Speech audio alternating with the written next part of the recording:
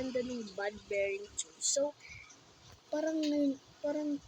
ngayon lang tumutunog na to yung Bad Bearing 2. Kasi nakapaganda lang yung bata. Kala niya buhay pa siya, pero pinatay na talaga siya ng tatay niya. Pero yung namatay siya, inano siya,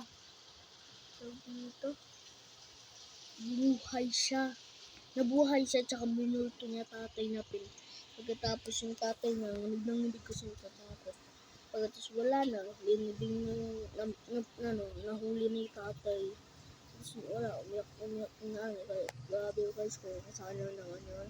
Nagising ako, papatay yung tatay ko, pero hindi naman sa tatay. Pero tatay ko hindi naman masama yun. Pero pag tatay talagang masama, papatayin ko na pag ako pinatay ko. Kayo guys, anong gagawin niyo? Pag meron kayong masamang tatay, anong gagawin niyo? Basta ako papatayin ko. Kala mo ko. Okay, bye-bye!